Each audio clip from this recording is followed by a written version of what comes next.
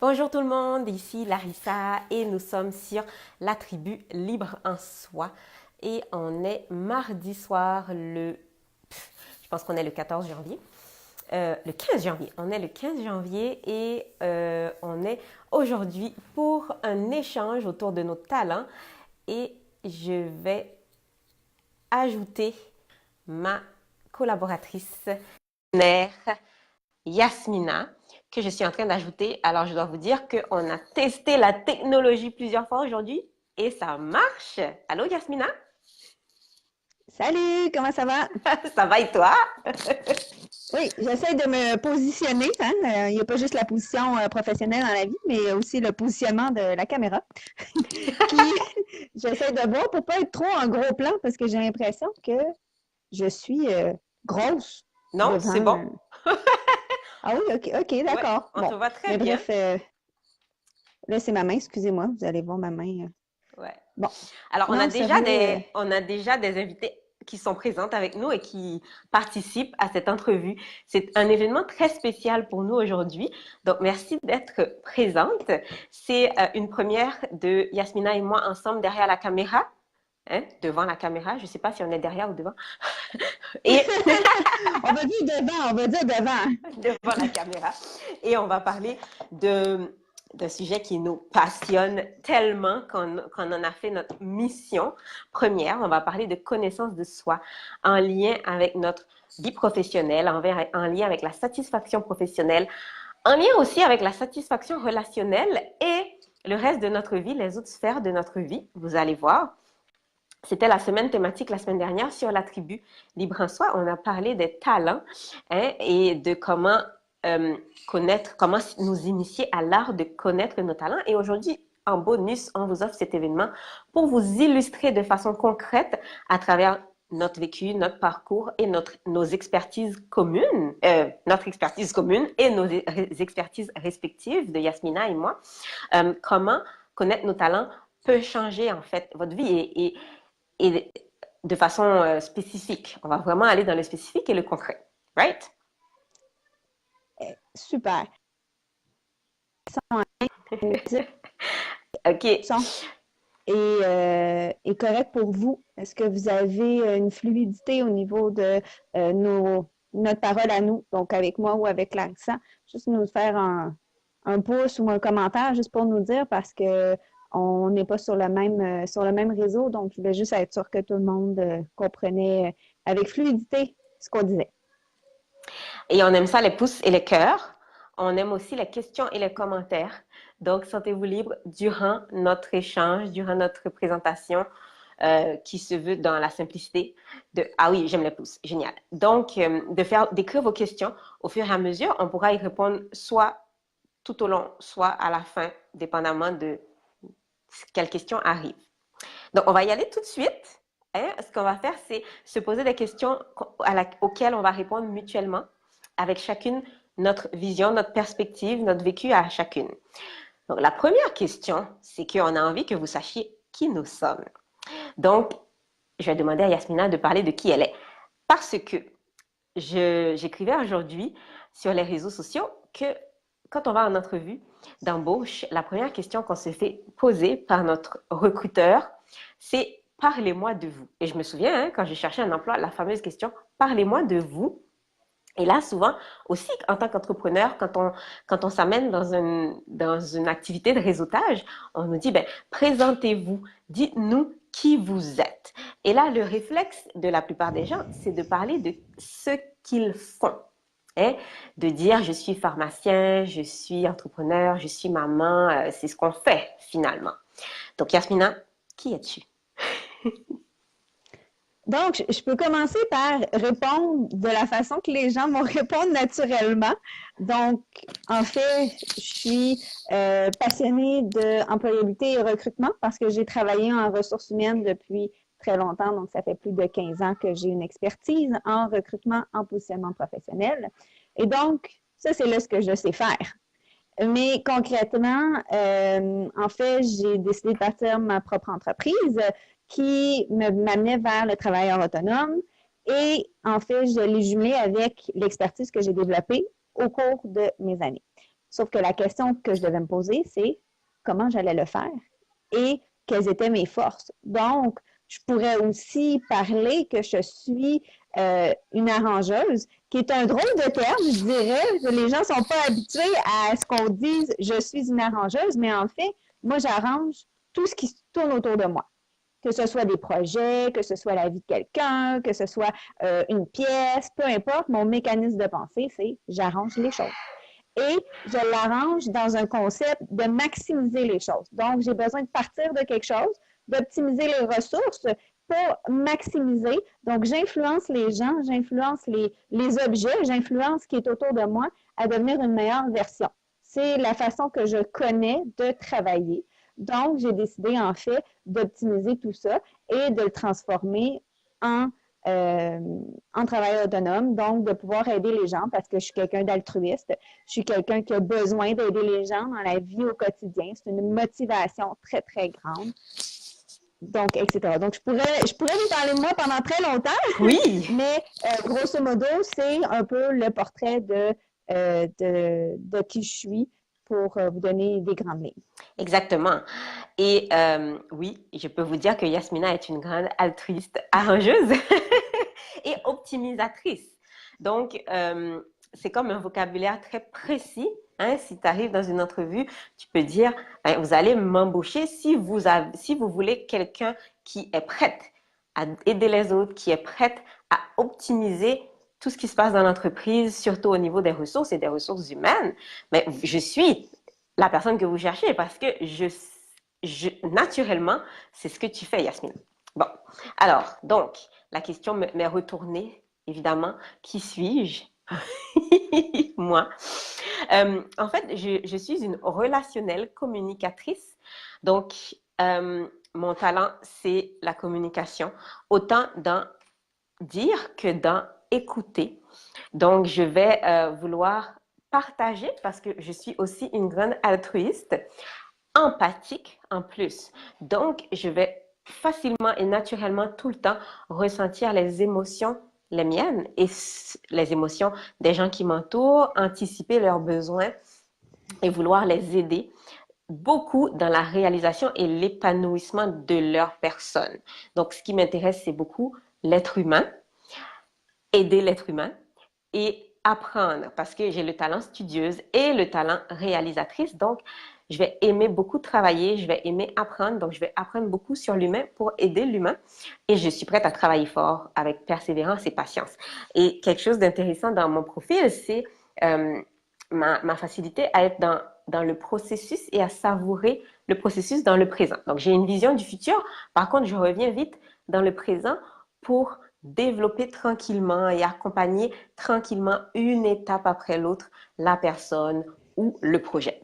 Donc, si Yasmina était en recrutement encore et prête à m'embaucher, je dirais, si tu cherches quelqu'un qui est prêt à travailler fort, avec persévérance dans le présent, à aider les gens à mieux se connaître, à mieux avancer, à mieux se développer, ben, je suis cette personne-là. Donc, ce qu'on veut vous illustrer avec cet exercice qu'on fait de nous présenter, premièrement, on a envie que vous nous connaissiez un petit peu plus.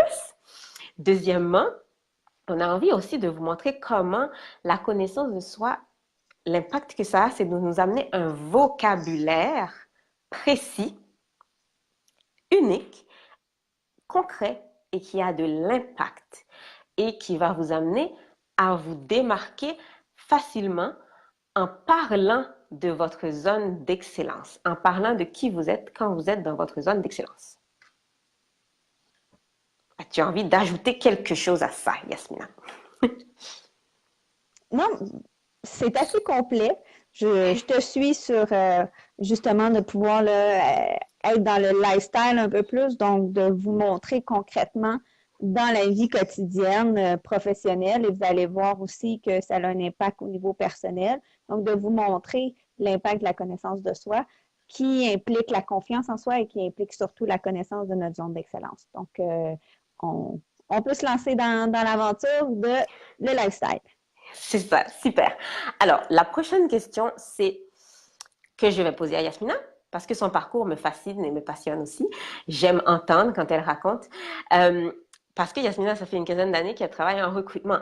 avec la particularité intéressante qu'elle a pu être des deux côtés du bureau, j'aime dire, du côté de l'embaucheur et du côté du chercheur d'emploi. Donc, elle a autant aidé des entreprises à trouver la bonne personne pour un poste quelconque, et elle a aussi pu aider des chercheurs d'emploi à se positionner pour pouvoir appliquer, on ne dit pas appliquer en français là, mais faire une demande, envoyer leur CV, passer une entrevue pour être embauché dans une entreprise quelconque. Et c'est aussi valide pour les travailleurs autonomes qui nous écoutent, comment se positionner par rapport à leur zone d'excellence. Donc, ma question pour toi, c'est le avant et après la connaissance de soi. Parce que tu as rencontré, t'as vraiment, tu as vraiment plongé dans la connaissance de soi et les talents et tout ça, le profil Nova, en cours de parcours. Comment tu pourrais décrire et nous donner des exemples du avant et après? Quel impact la connaissance de soi a, autant pour l'entreprise qui embauche que pour le chercheur d'emploi ou le travailleur autonome? Tout à fait. Ce qu'il faut savoir, c'est que le recruteur, déjà en partant, avant même de tomber dans la potion d'Obélix avec le profil Nova et le détecteur de talent, quand j'étais recruteur, naturellement, avec les questionnaires d'entrevue, on était amené à identifier des questions qui nous permettaient de mieux connaître la personne. Donc, avec différentes questions, on allait mesurer les compétences, les connaissances, les motivations, le savoir-faire, le savoir-être de la personne, sans nécessairement que la personne en soit consciente. Donc, c'était l'objectif premier du recruteur et on a développé des compétences en ce sens. Et ce que j'ai remarqué avec la connaissance de soi, bon, du côté employeur, rapidement, tout ce que ça fait, c'est que ça vient confirmer, en fait, ça vient valider qu'est-ce qu'on a diagnostiqué, si on peut dire, en entrevue. Mais ce qui nous intéresse, c'est du côté du chercheur d'emploi. Ce que j'ai remarqué, c'est que beaucoup de chercheurs d'emploi ne se connaissent pas et n'arrivent pas à bien se vendre. Donc, l'impact au niveau de se démarquer est beaucoup plus, j'allais dire minime, est moins présent. Ce qui fait que la personne va moins se démarquer, va plus ressembler aux autres parce que son vocabulaire ressemble à la généralité qu'on va retrouver. Donc, je suis organisée, je suis ponctuelle, je suis analytique, etc. Donc, de se connaître, c'est de se redonner le pouvoir parce que souvent, le chercheur d'emploi, ne se connaissant pas, redonnait le pouvoir au recruteur de faire le bon diagnostic.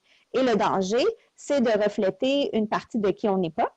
Et si on reflète une partie de qui on n'est pas, on attire donc un emploi qui ne nous correspond pas. Si je donne un exemple, si quelqu'un est naturellement dans le feu de l'action, naturellement avec un discours franc et précis, direct, avec le désir de relever des défis, et qu'en entrevue, pour X raisons, parce qu'il croit qu'il doit être analytique, qu'il doit montrer qu'il est beaucoup plus technique, beaucoup plus objectif, beaucoup plus réfléchi. Si ce n'est pas un comportement naturel, on va l'embaucher sur ce qu'il a montré et finalement, quand il va occuper l'emploi, il va finir par être démotivé parce qu'on va l'étouffer. Dans son cas, ça va être de l'étouffer. Dans d'autres cas, les gens vont être dans un rythme beaucoup plus rapide que leur rythme naturel. Donc, ça fait un cercle d'épuisement et c'est la même chose pour le travailleur autonome. Le travailleur autonome, c'est la même chose. S'il va à contre-courant de sa nature naturelle, s'il se dit « Ah, pour être travailleur autonome, il faut absolument là, que je veuille atteindre des résultats, je dois être dans les défis, puis je dois pouvoir aller rapidement chercher des clients, etc. » ou je dois avoir un discours franc et direct. Mais si, à l'inverse, c'est quelqu'un de beaucoup plus réfléchi qui a besoin de mijoter, il a besoin de créer un environnement qui va correspondre, en fait, à sa nature et qui va permettre de générer un bassin énergétique beaucoup plus authentique. Donc, la connaissance de soi a vraiment beaucoup plus un impact au niveau de la personne que du recruteur. Parce que c'est en créant un monde qui nous entoure, c'est en créant notre propre vie qu'on va finir par être satisfait, c'est d'arrêter de donner le pouvoir aux autres, d'arrêter de dire qu'on veut que ce soit l'employeur qui ait la responsabilité de diagnostiquer si on est la bonne personne, ou d'attirer les bons clients, parce que si on n'attire pas les bons clients, mais finalement, on ne va pas créer une entreprise à notre image.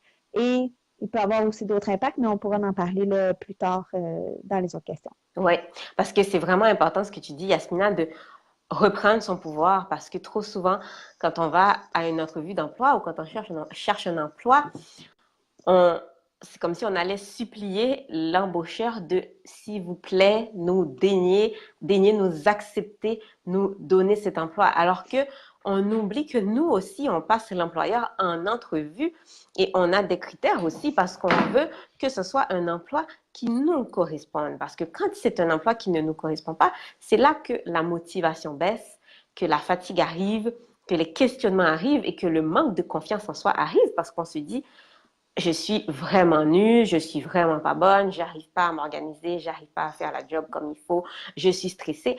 Et souvent, c'est juste des signes qu'en fait, on n'est juste pas en train d'utiliser nos talents, qui on est, ou qu'on s'est mal positionné. Oui, tout à fait. Puis, j'aime bien faire le parallèle avec si on ne se connaît pas puis qu'on attire un emploi non authentique, qu'est-ce qui arrive pour beaucoup?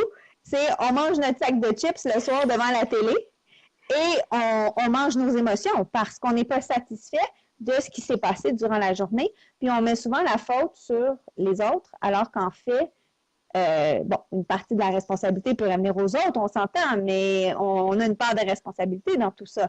De se dire, OK, mais pourquoi? Et dans mon cas, si je peux donner un exemple concret, j'ai été 15 ans en ressources humaines. J'ai été 15 ans dans, bon, 10 ans, là, parce que 15 ans, j'ai fait d'autres choses aussi en parallèle, mais j'ai été 10 ans dans un emploi qui m'amenait à devoir résoudre des problèmes dans un contexte où j'avais pas vraiment le pouvoir de pouvoir aider les gens. Donc, j'étais désalignée parce que moi, je suis une arrangeuse. J'arrangeais rien. En fait, je réglais des problèmes. Mais c'est pas mon schéma mental de régler des problèmes. Moi, mon schéma mental, c'est d'arranger les choses. Donc, déjà là, j'étais pas consciente de pourquoi j'aimais pas mon emploi. Je me disais, c'est l'entreprise qui est pas à mon écoute, c'est l'équipe de travail qui est pas alignée avec moi, c'est le transport, etc. Je mettais beaucoup de raisons. J'essayais de justifier, en fait, le pourquoi en mettant la faute sur le monde extérieur, alors qu'en fait, c'est moi qui n'avais pas pris la bonne décision d'aller vers quelque chose qui me ressemble. Donc maintenant, j'ai été conseillère en emploi en me disant, je vais pouvoir aider les gens de façon concrète, donc mon altruisme, et je vais les aider à arranger leur vie professionnelle avec les ressources extérieures. Donc, je vais les aider à arranger leur CV, je vais les aider à arranger leur discours de vente, je vais les aider en fait à voir plus clair. Donc, je vais arranger. Donc là, je suis beaucoup plus alignée, mais j'ai aussi un processus je suis quelqu'un qui aime coordonner, qui est très autonome, indépendante. Donc, quand j'ai vu mon profil Nova et j'ai fait mon détecteur de talent puis que j'ai jumelé tout ça, je me suis rendu compte que même conseillère en emploi, j'ai tout fait parce que j'étais sous la gouverne d'un gestionnaire, d'une équipe, d'un conseil d'administration qui faisait en sorte que je me sentais liée. Donc, j'étais pas plus satisfaite, là. J'avais trouvé un environnement qui était plus aligné avec moi, mais il y avait encore de l'insatisfaction. Puis bref, même travailleur autonome, je pense pas qu'on va trouver un emploi de rêve. On n'est pas là pour faire croire au potentiel de trouver exactement ce qui nous convient dans toutes les sphères, mais c'est un choix conscient. Donc, c'est dans la conscience de dire, OK, je suis quelqu'un d'autonome, indépendante, mais ça l'amène son lot aussi de défis, de dire, ben, si je veux être travailleur autonome, ça va répondre à ce besoin-là, mais en contrepartie, je vais avoir à faire face à des défis qui ne seront pas toujours joyeux, qui ne seront pas toujours faciles, mais je vais le faire en toute conscience parce que je vais avoir pris le choix de cette voie-là. Et à l'inverse, je me dis, ben, si je retourne sur le marché du travail, je vais le faire de façon consciente aussi, je vais devoir laisser de côté peut-être certaines petites parties de moi temporairement, par exemple. Ou bref, c'est vraiment la prise de conscience qui fait qu'on est plus aligné dans nos choix, que ce soit travailleur autonome. Tu sais, exemple, choisir de dire oui ou non à un client. Peut-être que le client n'est pas aligné, mais on va dire oui parce qu'on a besoin d'argent. Mais c'est correct, on va être conscient que ce client-là n'est peut-être pas adapté à nous, mais on sait qu'on le fait parce qu'on a besoin d'argent, ça va venir combler un autre besoin. Donc, on ne peut pas chialer contre personne après, parce qu'on a fait le choix de dire oui, basé sur certains faits. Donc, ça, c'est un exemple. C'est ça. Et je veux revenir sur quelque chose qui est crucial, essentiel et important, c'est que c'est vraiment pas, l'idée n'est vraiment pas de aller chercher, quand on parle de notre zone d'excellence, on parle pas de l'extérieur en fait. On parle pas de dire tel job est exactement ce qui me convient. Ce qu'on amène comme message, c'est que en prenant une situation, on peut la mettre à notre sauce. On peut y mettre nos couleurs. Un exemple concret, ce serait de dire, je prends un exemple là, banal, un comptable, je peux avoir deux comptables en face de moi qui soient deux très bons comptables avec un style complètement différent.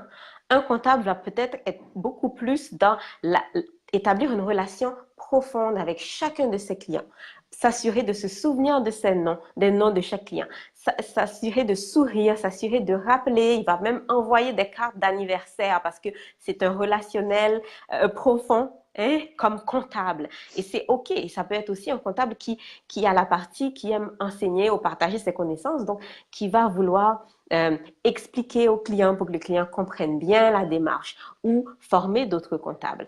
Ou ça peut être un comptable mais qui aime gérer une équipe, collaborer avec une équipe, alors que il peut avoir un autre comptable qui est beaucoup plus dans l'indépendance, dans sa bulle et qui aime travailler seul, qui travaille de chez lui, qui écrit, qui communique avec ses clients par écrit et non face à face, qui va peut-être pas se souvenir de noms de ses clients, qui va peut-être même avoir une secrétaire pour faire le lien avec les clients parce que lui, le lien, ça l'intéresse pas trop, c'est pas là sa force. Sa force, c'est peut-être qu'il va être tellement détaillé dans son travail que les clients vont être super contents de sa précision et de son sens du détail.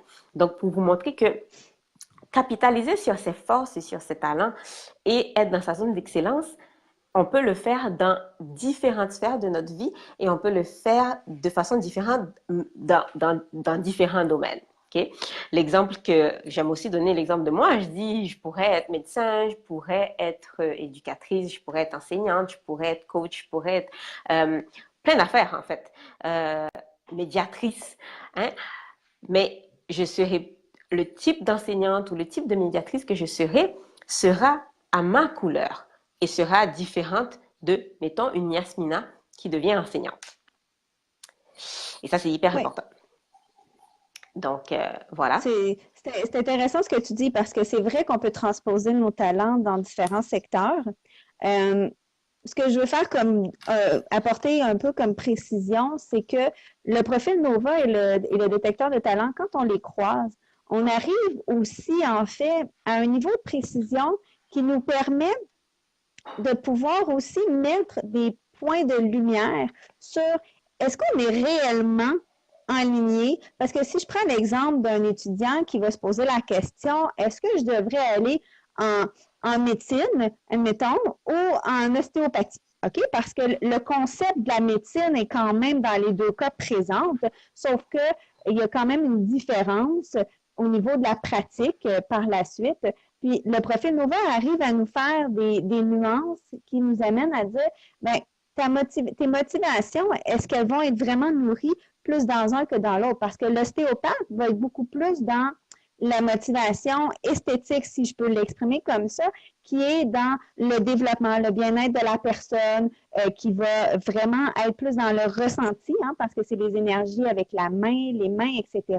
Tandis qu'un médecin est beaucoup plus dans la motivation cognitive. Donc, il est beaucoup plus dans la rationalisation, dans la science pour guérir la personne. Donc, on voit que les motivations sont quand même différentes et ça permet de donner une ligne directrice aussi pour positionner le type de professeur, positionner le type de médecin, parce que la médecine alternative, etc. Donc, c'est intéressant ce que tu dis, puis en même temps, je voulais juste faire du pouce pour dire qu'on pouvait avoir un certain niveau de précision. On Oui. n'oriente pas nécessairement parce qu'on peut en fait le transposer, mais il y a quand même des lignes qui nous amènent à dire, je pense que d'aller dans ce secteur-là, ça risque d'être très ardu pour toi parce que tu n'as pas un comportement naturel qui va correspondre à ça.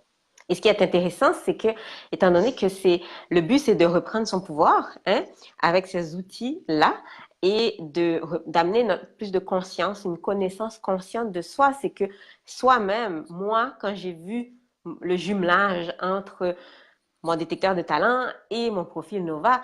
Même moi, j'étais capable et je suis encore capable de l'utiliser comme un point de référence pour aller trouver mes réponses. Donc, c'est que chaque personne, parce qu'un orienteur va pouvoir aider quelqu'un à se trouver, mais le but, ce qu'on veut amener comme message et comme travail, c'est que la personne elle-même peut tellement se connaître qu'elle peut continuer à trouver ses propres réponses à travers ces outils-là et à travers la propre connaissance consciente qu'elle a d'elle-même. Donc, ouais, c'est ça. Donc, tout à l'heure, tu parlais, Yasmina, de l'impact de la connaissance de soi à partir de ton expertise sur ton travail. Puis, j'ai envie de me retourner la question parce que ça fait une vingtaine d'années que je travaille en relation d'aide, que je travaille en développement personnel, que je travaille avec la confiance en soi, l'estime de soi, la relation avec l'alimentation. Tout pour moi est une relation puisque je suis une relationnelle à la base, donc la relation avec la nourriture, la relation à soi, la relation aux autres. Et la connaissance de soi est venue et les outils précis qu'on a pu jumeler sont venus amener une accélération tellement puissante pour les clientes et pour moi, parce que, qu'on le veuille ou non, en tant que coach, c'est tout le temps un travail de coévolution. Donc, plus je me connais, plus je suis enracinée dans mes talents, dans ma propre connaissance de moi, plus je peux être, plus le processus de la cliente s'accélère aussi. Donc, l'impact, je vais vous donner un exemple concret. Rage de chocolat. Donc, la personne arrive, elle va travailler, on connaît beaucoup ça. Elle revient du travail et elle a une rage de chocolat. Elle s'en va même dans les sacs d'Halloween de ses enfants pour grignoter les chocolats. Et là, elle se dit, oui, mais pourquoi? Mais c'est moi qui ai un problème. C'est moi qui ne suis pas assez disciplinée, qui n'ai pas assez de force de volonté, qui fait que je m'en vais autant dans les chocolats. OK? Puis là, on regarde son détecteur de talent, puis on regarde son profil Nova, puis on se rend compte que c'est une personne, par exemple, pour qui le plaisir occupe une place vraiment importante. OK? Puis on se rend compte que à son travail, il n'y a pas de plaisir. Il n'y a pas de plaisir parce qu'elle n'est pas dans sa zone de plaisir au travail. Donc, elle revient du travail, elle s'occupe des enfants, ensuite c'est le souper, un jour après l'autre, zéro plaisir. Puis sa seule source de plaisir, en fait, c'est le chocolat. C'est sûr qu'il y a une rage de chocolat. Je veux dire, c'est pas elle qui a un problème. Au contraire, comme je dis toujours, les symptômes, les comportements symptomatiques, entre guillemets, non désirés, sont des solutions que notre corps trouve naturellement pour nous amener ce dont on a besoin. La personne qui a un profil où le plaisir est super important va aller vers le chocolat parce qu'il n'y a rien d'autre dans sa vie pour le moment qui lui amène du plaisir. Donc, génial, elle a besoin de plaisir. Maintenant, d'amener la conscience là-dedans et se dire, ah, c'est ça. OK, ben, comment est-ce que je peux amener ce besoin de plaisir-là d'une autre façon, de plusieurs autres façons, en allant dans ma zone d'excellence? Et on va plus loin. Si on va voir les talents de cette personne, OK? Je vais prendre moi, par exemple, mes talents j'aime beaucoup apprendre, j'aime beaucoup accomplir des choses au quotidien, j'aime beaucoup aider les autres.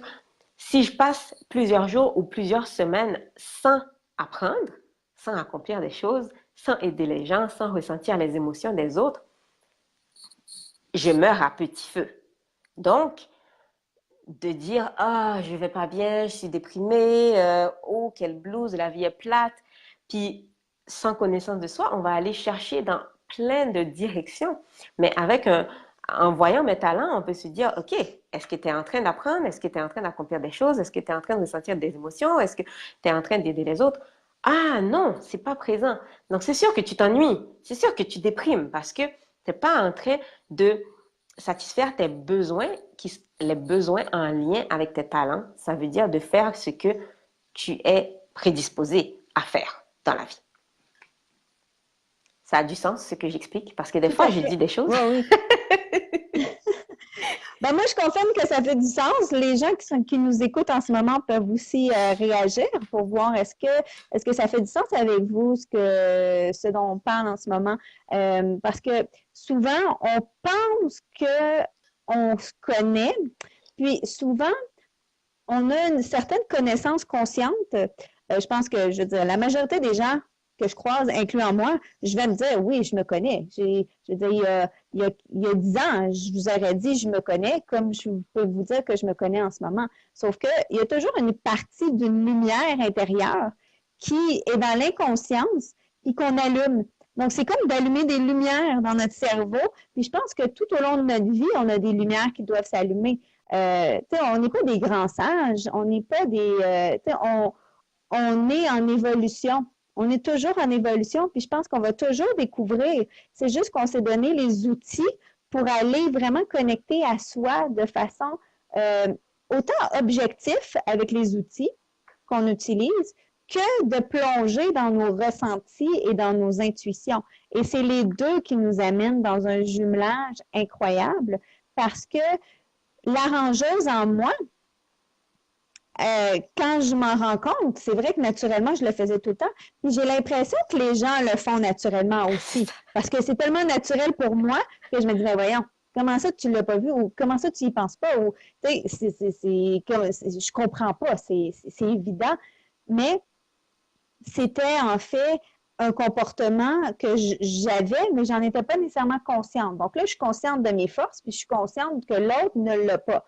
Et ça nous amène, moi, dans mon cas, ce qui a été intéressant, c'est que je me suis rendu compte que je voulais tellement arranger la vie des gens que je me suis brûlée parce que je prenais pas de pause d'arranger.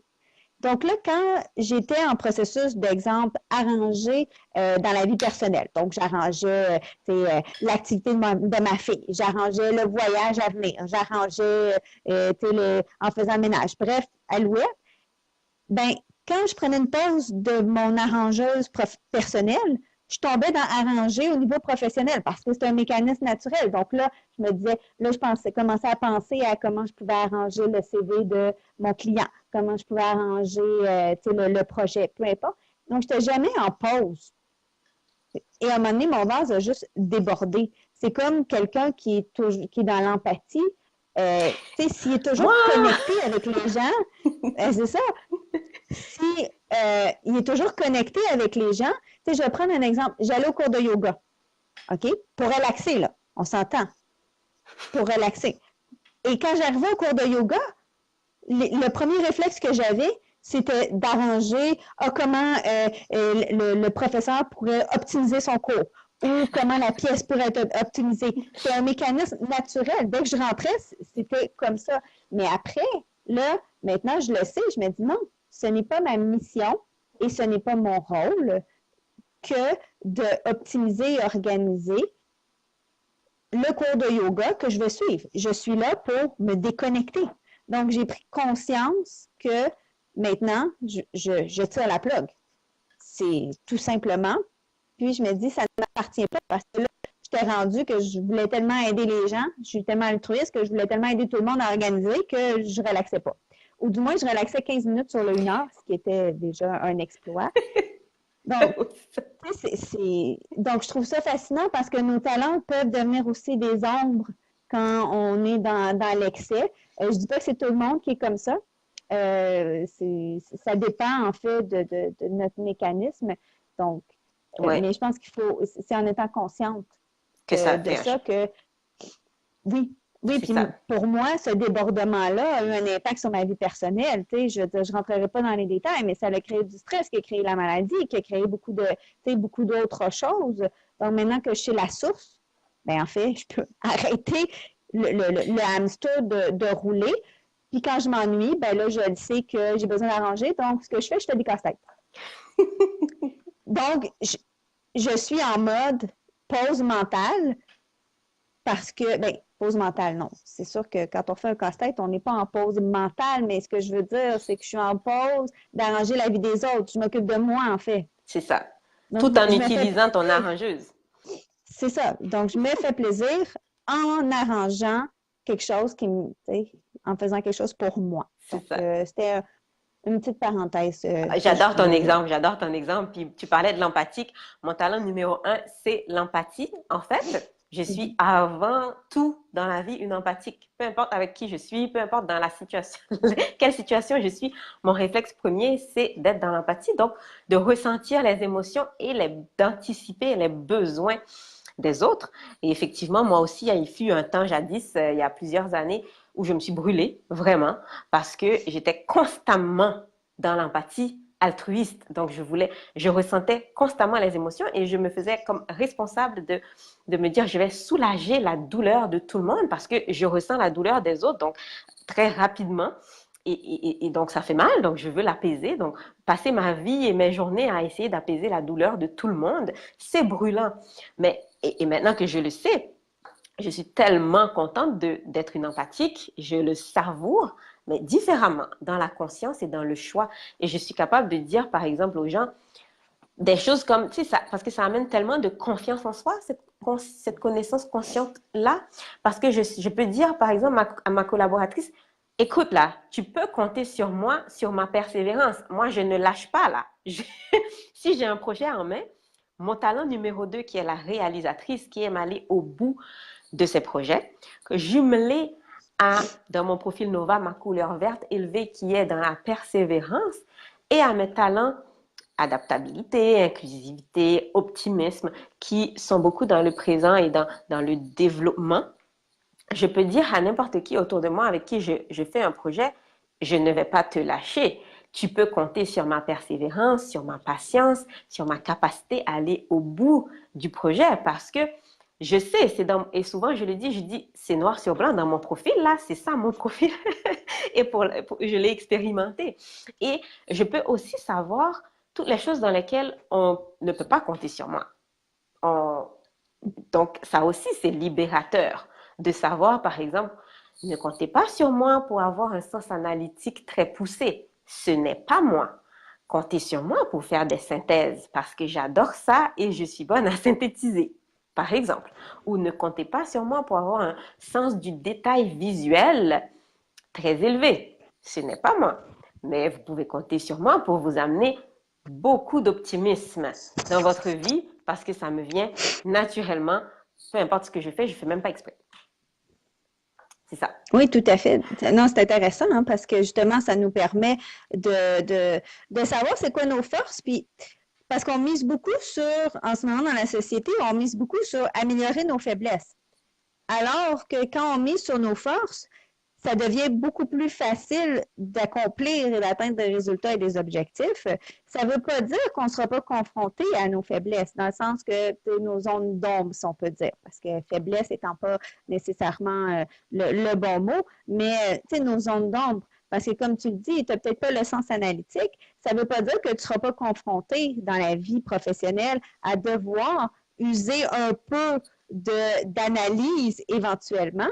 Et si tu n'as personne autour de toi pour te supporter, tu vas trouver en fait des mécanismes. Puis ce qui est intéressant, c'est quand on le sait, avec les ondes de talent, quand on a notre ADN, bon, on voit à quel niveau se situe, exemple, l'analytique. Donc, si on sait qu'il est vraiment en bas de liste, on va avoir des pistes pour voir comment est-ce qu'on fait quand on n'a pas ce talent-là naturel.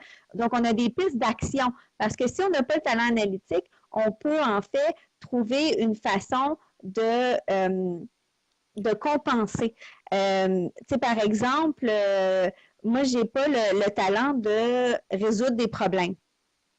OK? Je sais pas un schéma mental. Ça ne veut pas dire que je ne résous pas de problèmes dans la vie. C'est juste que la façon que je vais résoudre les problèmes, c'est en utilisant mon talent de maximisatrice, par exemple. Donc, je vais dire, OK, on est face à une situation problématique. Je vais donner un exemple dans ma vie personnelle qui est assez rigolote. C'est quand mes enfants me disent, Maman, j'ai faim. OK, j'ai un problème. Il y a un problème devant moi qui doit être résolu. Quelqu'un qui a un schéma mental naturel va naturellement poser des questions à l'enfant pour aller chercher des options, des solutions. Moi, ça me demande beaucoup d'énergie, puis c'est pas naturel pour moi. Mais il faut quand même que je réponde aux besoins.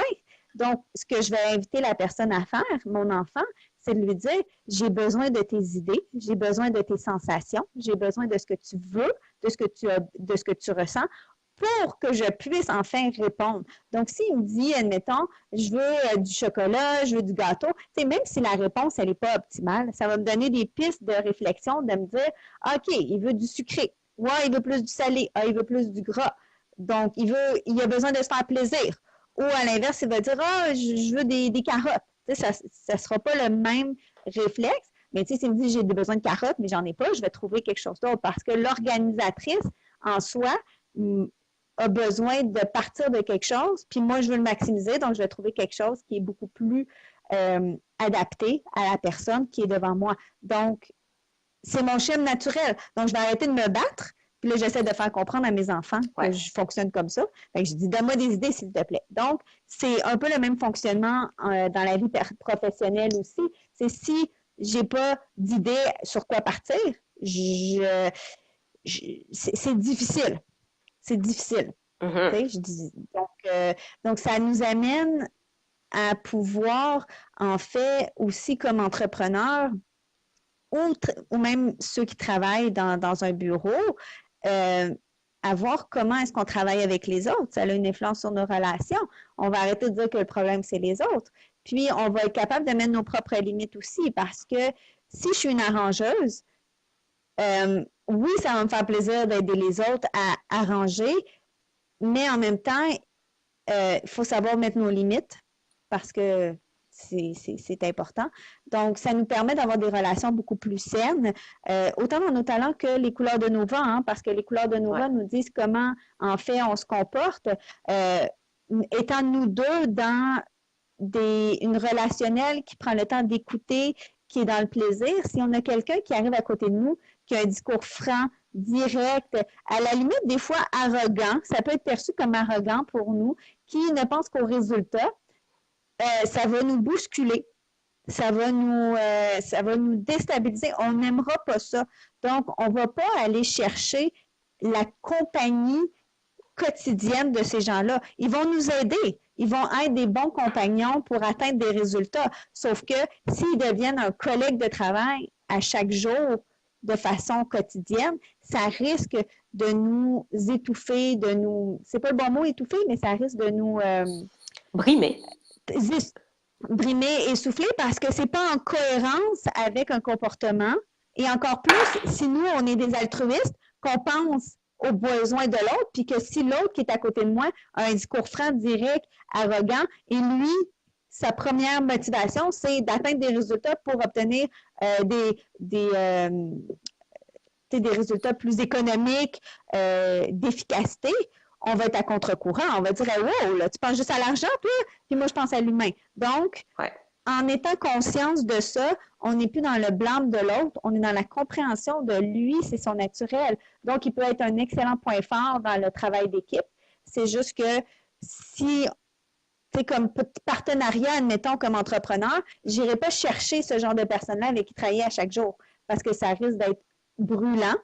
Mais peut-être que comme coach, ça serait quelqu'un que j'aurais besoin pour passer au prochain niveau.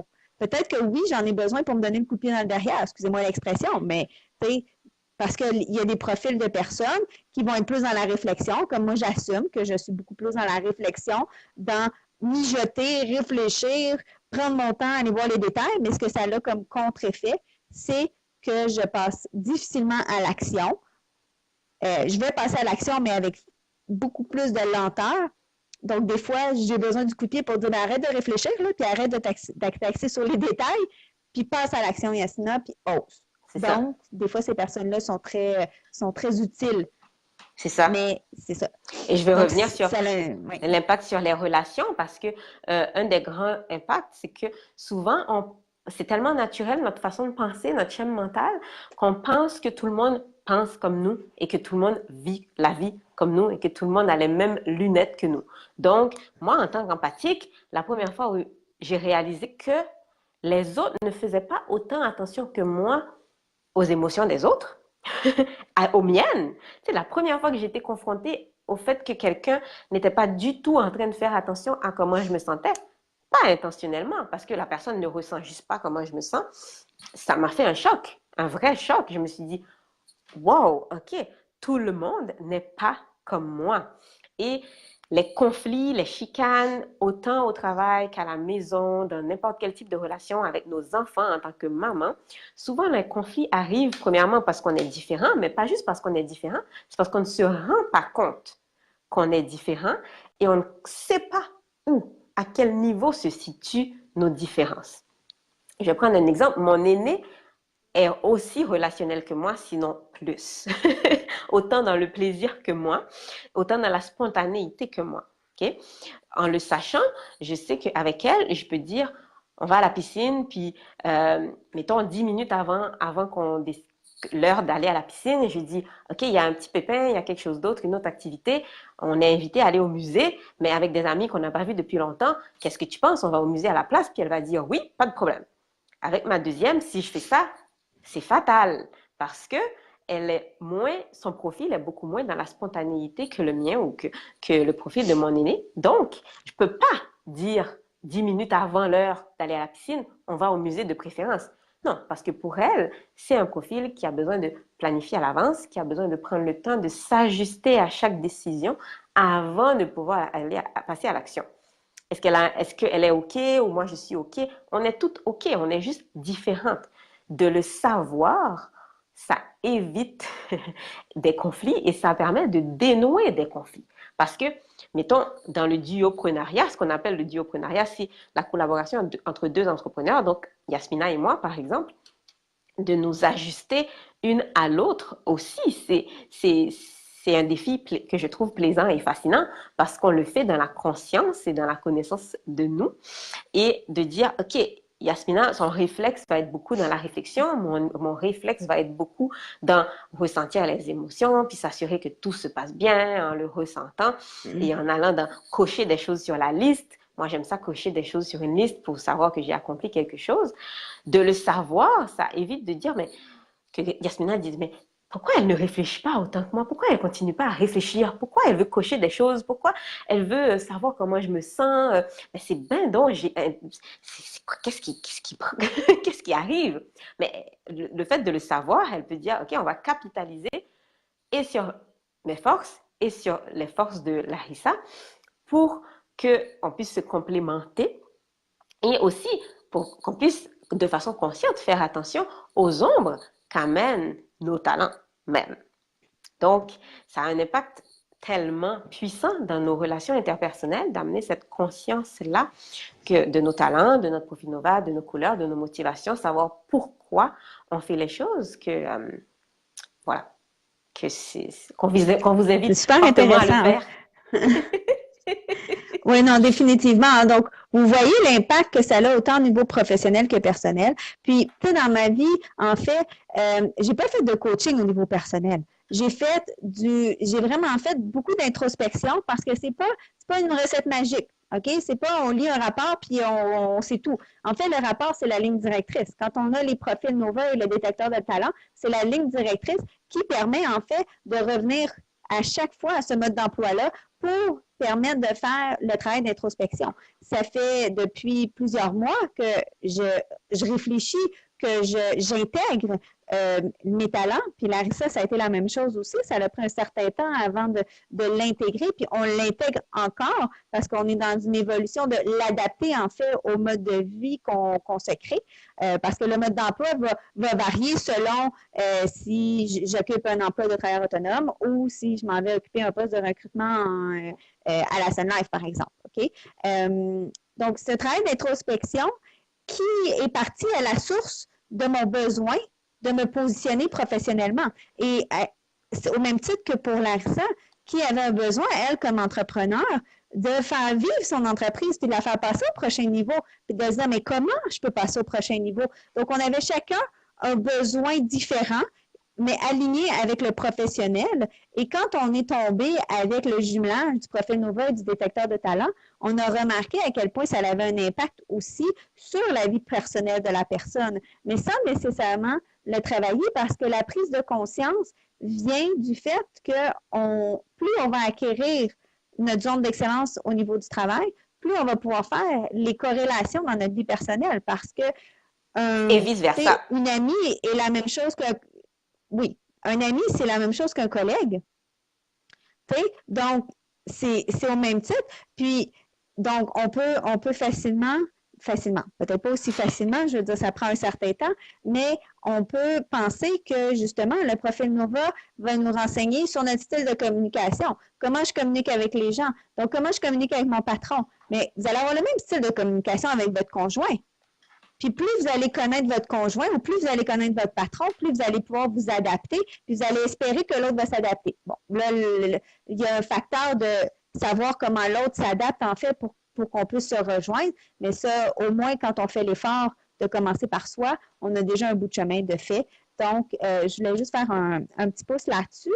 Ce qui nous amène, en fait, à vous parler du programme qu'on a monté, parce que là, on a dépassé l'heure, il est 8 heures. Donc, de parler du programme Les Racines du succès, qui est en fait la base de la connaissance de soi. Puis pourquoi on a appelé ça les racines? C'est parce que pour faire fleurir, faire grandir votre arbre, peu importe les stratégies spécifiques que vous allez utiliser, si vous ne connaissez pas, vous avez beau faire le plus beau CV au monde, vous avez beau avoir les plus belles stratégies d'entrevue, vous avez beau avoir les meilleures stratégies de marketing pour partir votre entreprise, si vous ne vous connaissez pas, si vous n'êtes pas en corrélation avec vous, bien, désolé, votre succès ne sera pas aussi authentique et l'abondance n'arrivera pas avec autant de fluidité. Donc, vous avez besoin de prendre connexion avec les racines. Puis, je pense que c'est quelque chose qui manque en ce moment. Puis, dès qu'on est en connexion comme ça, on peut faire des meilleurs choix dans les stratégies.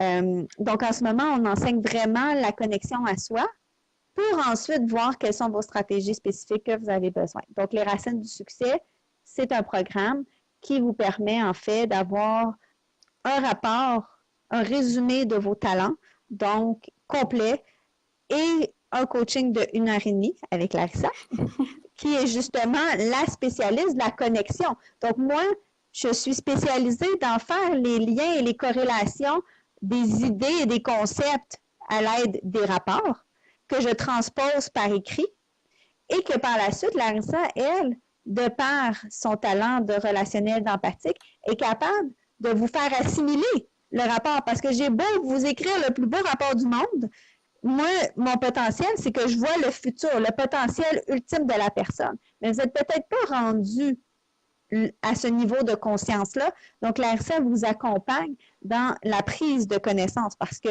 moi, quand j'ai lu mon rapport Nova et mon Strength Finder, qui est le détecteur de talent, il m'a fallu tout un temps pour l'accepter, puis l'intégrer, puis etc., puis comprendre des nuances. Donc, la base est vraiment là. Puis, par la suite, on parle beaucoup d'enracinement, de prise de contact avec soi. Tu sais, l'enracinement, c'est la connaissance de soi, c'est aussi de prendre le temps d'écouter notre environnement extérieur, c'est prendre connexion avec son cœur, mais c'est connexion avec aussi une vie plus harmonieuse autour de nous. Donc, on vous parle aussi d'enracinement au travers de ce concept-là qui est beaucoup plus grand, mais ce n'est pas le sujet d'aujourd'hui. On voulait vraiment vous inviter, en fait, à aller voir notre site. Je vais juste donner les infos, puis Larissa, tu pourras continuer et renchérir sur ce que je viens de dire. Donc, juste pour celles qui sont curieuses, c'est www.connexion, donc talent avec un s.com, et vous avez accès aux Racines du succès, qui est le programme ultime, le programme VIP pour l'instant. Et vous avez aussi l'Académie de connaissance de soi, qui est à un petit coût, juste 34 et qui vous permet en fait d'avoir accès à des vidéos inédites sur les émotions, parce qu'on parle de stress au travail, on parle de toutes sortes de sujets reliés aux émotions et au positionnement professionnel. Et vous avez également accès aussi à des fiches de talent détaillées, sans nécessairement savoir votre identité, votre squelette identitaire. Vous avez quand même des mots-clés, du vocabulaire qui pourraient vous aider à faire un premier cheminement de réflexion. Donc, vous pouvez aller voir ça sur notre site Internet. Et c'est ça. C'est ça. C'est ça. Si vous avez quelques questions, il nous reste encore 2 ou 3 minutes. Donc, c'est le temps de les écrire, des questions, des commentaires, ce que ça vous a amené. On va les lire là-dessus. Je pourrais ajouter le lien par écrit en bas en dessous de la vidéo. Et aussi, juste pour vous... Attends, je voulais faire le pouce sur ce que Yasmina disait. Elle parlait du programme des racines qui amène... l'idée m'est passée, mais je voulais parler en fait de confiance en soi parce que quand on parle de confiance en soi, d'amour de soi, de connexion à soi, le mot « soi », on fait quoi avec? on parle beaucoup de la partie confiance, la partie connexion, la partie connaissance. Mais le soi, l'estime de soi, c'est que si je sais de qui je parle, automatiquement, ma confiance en moi est décuplée. Ça vient parce que c'est le mot soi. C'est qui ça, moi? Parce que pour vous donner un exemple, pendant que vous écrivez vos questions, si vous en avez, l'autre jour, je me sentais comme en mini déprime, puis là, je me dis, wow, qu'est-ce qui se passe? Puis là, je me lève, je me dis, et si je faisais quelque chose? Fait que là, j'ai accompli quelque chose, j'ai rangé une chambre au complet, puis là, donc, après, j'ai le sentiment d'accomplissement que j'avais eu, d'avoir réalisé quelque chose. Mon talent numéro 2, c'est la réalisatrice. Tout de suite, je me suis dit, waouh, OK, c'est vraiment vrai le lien entre... J'y pense parce que je pense à beaucoup de clientes avec lesquelles j'ai travaillé qui, euh, qui cherchent les problèmes à l'extérieur d'elles ou qui cherchent ailleurs les sources d'anxiété, les sources d'angoisse, les sources de mini-déprime, les sources de fatigue, les sources de manque de confiance, les sources de manque d'amour de soi. Et souvent, juste en allant dans juste nos 5 premiers talents, parfois même juste nos 3 premiers talents ou nos motivations, déjà, on peut même aller voir au niveau de l'angoisse, au niveau des blues, au niveau de la fatigue, au niveau du stress. Juste faire des petits ajustements dans notre vie qui ont une différence phénoménale sur des symptômes comme ça. Je sentais que c'était important que je le dise. Donc, et avec les racines, ce que vous avez en main, c'est vraiment votre mode d'emploi, une carte à laquelle vous pouvez revenir en tout temps pour le restant de vos jours. C'est comme si on vous remet votre GPS, votre carte, votre mode d'emploi, votre ADN, et vous pouvez y revenir n'importe quand pour avoir réponse à vos questions ou à vos bobos. Donc, je pense que c'est un petit peu le mot de la fin. Oui, tout à fait. On a encore quatre personnes avec nous. Donc, s'il n'y a pas de questions qui viennent à votre esprit en ce moment, c'est correct parce qu'il y a beaucoup d'informations qui ont navigué. Puis, je pense qu'on parle d'un sujet aussi qui nous amène beaucoup dans plus l'introspection et la connexion en soi. Donc, ça n'engendre pas nécessairement des questions au niveau cognitif, si on peut dire. Donc, c'est correct. Vous pouvez y revenir parce que le Facebook Live va rester, va rouler. Donc, ceux qui se joignent à nous, en fait, en différé, gênez-vous pas pour écrire vos questions alimentées parce que c'est ce qui nous amène à approfondir et à aller plus loin. Des fois, ça soulève des sujets intéressants auxquels on n'aurait pas pensé et qui, en fait, ils ont une importance pour vous. Je sais que parmi ceux qui nous écoutent, il y en a qui sont déjà clientes, qui ont déjà suivi les racines, donc qui ont déjà fait un pas, en fait, vers la connaissance de soi. Puis, il va toujours, il y a toujours de l'évolution parce que je pense que le volet intégration est important. Donc, pour ces gens-là, sachez qu'on travaille, en fait, sur l'accompagnement, la suite. Il y a une question, puis il y a une personne qui m'a écrit en privé pour dire que ça fonctionnait pas pour elle d'écrire les commentaires. Et entre-temps, il y a Sarah qui nous écrit comme question, comment éviter... c'est pas comme ça pour les autres participantes, Hélène.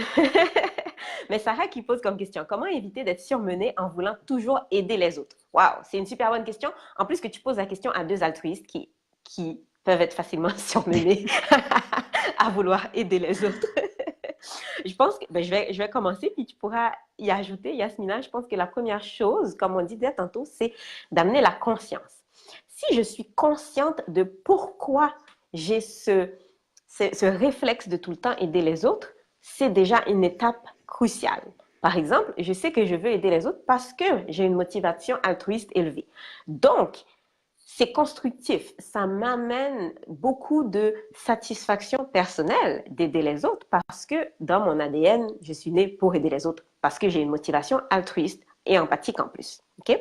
Maintenant, d'en être consciente, là, je peux me dire, OK, j'aime aider les autres et en même temps, je peux prendre soin de moi là-dedans en apprenant à mettre mes limites, de un. De deux, je n'ai pas seulement une motivation altruiste, je ne suis pas seulement une altruiste. Je suis autre chose aussi.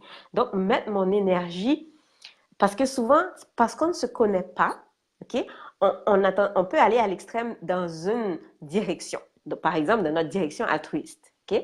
Mais là, si je fais mon processus de connaissance de moi, je peux voir aussi que j'ai une motivation, par exemple, à apprendre, parce que je suis une studieuse. Donc, je peux aussi orienter mon énergie pour me satisfaire et m'amener du plaisir avec mes autres motivations et mes autres talents d'apprendre, mon talent de communiquer, mon talent de réaliser des choses, d'accomplir les choses, mon besoin d'avoir du plaisir, parce que dans mon profil Nova, j'ai aussi un grand besoin d'avoir du plaisir, ou mon grand besoin de prendre du temps pour moi seul, pour digérer, pour relaxer, de par mes couleurs Nova. Donc, premièrement, amener la conscience de pourquoi je veux aider les autres autant, légitimer, me dire, OK, finalement, c'est pas une mauvaise chose, ça. C'est juste que ça va à l'extrême. Pourquoi ça va à l'extrême? Parce que je n'en suis pas consciente.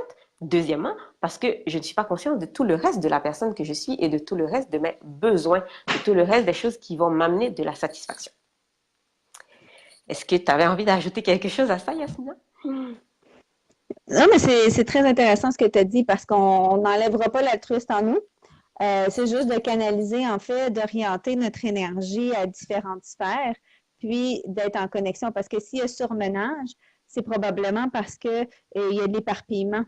C'est qu'on n'a pas nécessairement appris à orienter notre énergie de façon authentique. Donc, on essaie d'être en même temps authentique envers nous-mêmes, mais de plaire aux autres. Donc, on essaie d'être dans des comportements qui vont satisfaire à tout le monde. Puis quand Larissa parle de plaisir, la majorité des gens vont dire, c'est sûr, je veux avoir du plaisir dans la vie. Je pense que c'est rare que quelqu'un ne va pas dire, je veux avoir du plaisir. C'est juste que c'est des concepts qui, avec les couleurs Nova, nous amènent à mettre encore plus de poids parce que le plaisir est associé à la couleur jaune.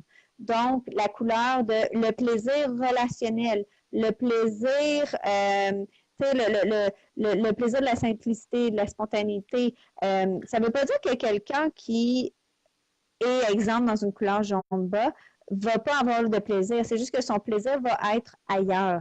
Il va être plus dans un plaisir plus sérieux, un plaisir d'être sérieux. Mon conjoint, il aime être sérieux. Donc, c'est son plaisir. Donc, quand on est dans notre zone, ça nous permet en fait de pouvoir savoir au niveau de l'altruisme comment est-ce qu'on aide les gens, puis de pouvoir tempérer. Donc, d'arrêter de vouloir sauver la planète. Puis, comme j'ai donné l'exemple tantôt du yoga, c'est de mettre ses limites, puis de dire, je ne peux pas régler le problème de tout le monde. Donc, c'est une prise de conscience. Une connexion à soi, c'est une protection, c'est d'apprendre à se protéger dans tout ça. Ça fait partie de l'enracinement aussi. C'est d'apprendre à se déconnecter puis à se dire, OK,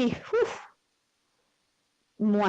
C'est ça. Donc, j'espère que ça répond à ta question. J'ai envie d'ajouter que des fois, on est surmené parce qu'on ne fait pas assez en réalité. Dans le sens où on pense qu'on est en train d'être surmené parce qu'on veut tellement aider les autres. Et peut-être on est surmené parce qu'on n'aide pas assez de gens. Ça peut paraître contre-intuitif ce que je dis, mais pour vous donner un exemple, pendant longtemps, j'ai eu la chance de tout le temps utiliser mon empathique au niveau professionnel. Okay? J'ai tout le temps choisi des emplois ou des orientations professionnelles où mes talents étaient quand même présents, ma studieuse, ma réalisatrice, mon empathique. Par contre, je m'épuisais parce que je n'influençais pas suffisamment de personnes. Je m'épuisais parce que je voulais aider une personne à la fois, alors que j'ai aussi le besoin, le désir, la capacité à utiliser beaucoup plus ma communicatrice et influencer beaucoup plus de gens. Donc, je me sens moins fatiguée quand j'aide plus de gens d'un coup ou quand j'ai la capacité comme de me donner plus d'ampleur dans mon travail. Je suis moins fatiguée. Et quand je me dis, j'ai le droit d'aider les autres, au lieu de me brimer et me dire, j'ai pas le droit d'aider les autres, je devrais penser à moi, je devrais faire pour moi, juste me dire, en fait, j'ai le droit d'aider les autres autant que je veux. Là, la pression retombe et subitement, je prends soin de moi. Parce que j'arrête de me battre. Oui. Donc, surmenage égale pas nécessairement faire trop, mais ça peut être aussi ne pas faire assez. Donc, exact. Est-ce que tu avais une question de la part de la personne en privé qui disait qu'elle ne pouvait pas écrire de commentaires? OK, c'est bon. Ouais. Excellent. Mais je pense que ça fait le tour de la séance aujourd'hui. J'espère honnêtement que ça vous a apporté satisfaction, éclaircissement, lumière. bref, que vous avez apprécié la séance. La tribu Libre en Soi, on vous rappelle, on a une thématique à chaque mois. Donc, début février, il va y avoir une autre semaine thématique dont on va déterminer le sujet. Et on va vous inviter à des événements ponctuels comme ça pour que vous puissiez justement préparer, vous mettre à l'agenda des présences parce qu'on tient en fait à ce que ce soit un lieu qui va vous permettre de vous connecter avec vous et de façon cadrée. Donc pour moi, c'est le mot de la fin. J'ai rien d'autre à ajouter. Je te laisse finir. D'abord, merci d'avoir accepté de, de faire cet événement avec moi, Yasmina. Et je vais aussi te remercier publiquement d'être ma partenaire. Ok. Alors, c'est la personne qui m'écrivait en privé qui dit merci beaucoup pour la présentation. Elle l'écrit en privé, donc on ne peut pas le voir, et qu'elle va le réécouter en différé. C'est un privilège de pouvoir collaborer avec toi, Yasmina. Donc, grande gratitude à toi. Et je vous invite à écrire vos questions quand vous y pensez en écoutant en différé ou après. Écrivez-les encore en bas du vidéo. On pourra vous répondre par écrit ou ça va me faire plaisir de faire des vidéos pour continuer à répondre aux autres questions qui ont été déclenchées par tout ce qu'on a amené. C'est sûr que c'est un nouveau langage, donc c'est peut-être beaucoup d'informations nouvelles et des mots assez nouveaux. Donc, on va vous souhaiter une excellente soirée. On continue à se revoir sur la tribu et sur les réseaux sociaux. Et je vous souhaite beaucoup d'enracinement et beaucoup d'alignement avec vous. À bientôt!